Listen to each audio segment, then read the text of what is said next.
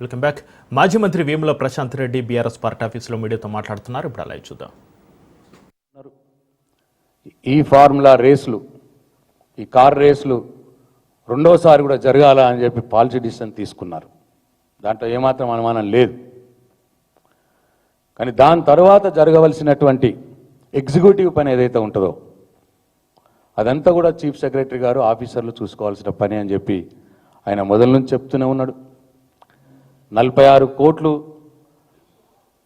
ఈ car race వారి ఖాతాలోకి పోయిన వాట వాస్తవం. దాంట్లో ప్రతి రూపాయికి ప్రతి పైసాకు లెక్క ఉన్నది.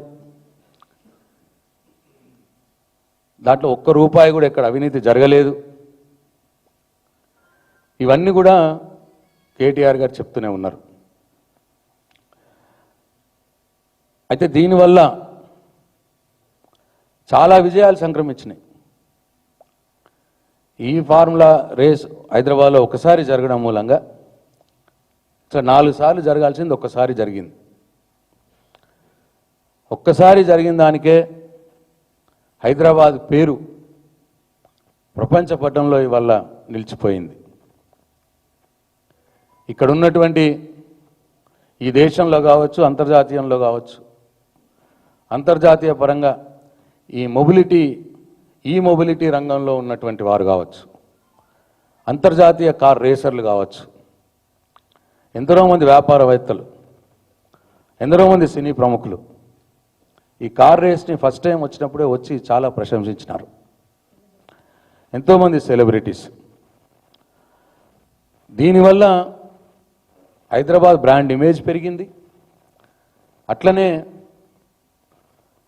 ఇవాళ ఈ ఎలక్ట్రిక్ వాహనాల తయారీ రంగంలో ఆ తయారీ ఆ యొక్క ఇండస్ట్రీస్ యొక్క దృష్టిని ఇవాళ హైదరాబాద్ నగరం ఆకర్షించింది.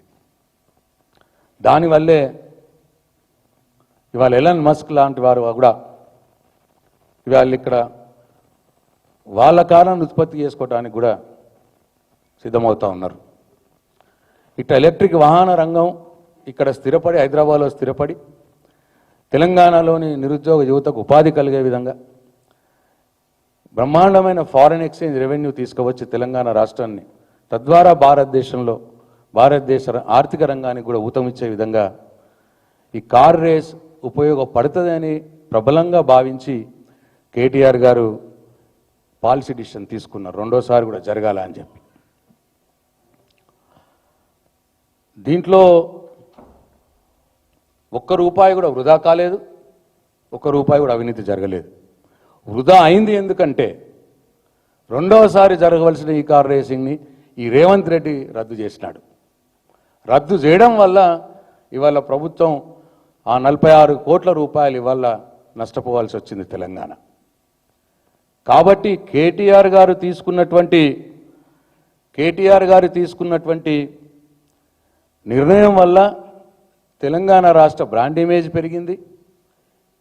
ఈ ఎలక్ట్రిక్ కార్ల తయారీ రంగం వారు దృష్టిని ఆకర్షించింది. లాభాలే జరిగినాయి.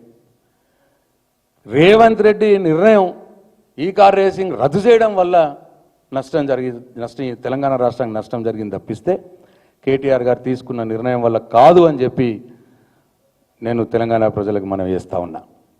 కేసు పెట్టాల్సి వస్తే ఈ కార్ రేసింగ్ రద్దు చేసి 46 కోట్ల రూపాయలు వృధా చేసినటువంటి ముఖ్యమంత్రి రేవంత్ రెడ్డి గారి మీద కేసు పెట్టాలి.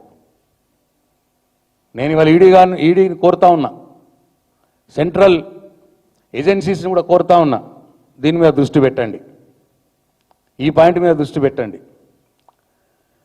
ఎందుకంటే ఈ కార్ రేసింగ్కి ఆ రోజు ఫస్ట్ టైం జరిగిన రేసింగ్కి కేంద్ర మంత్రులు వచ్చారు, కిషన్ రెడ్డి గారు వచ్చారు, అనురాగ్ ఠాకూర్ గారు వచ్చారు. వాళ్ళందరూ కూడా ప్రశంసించినారు.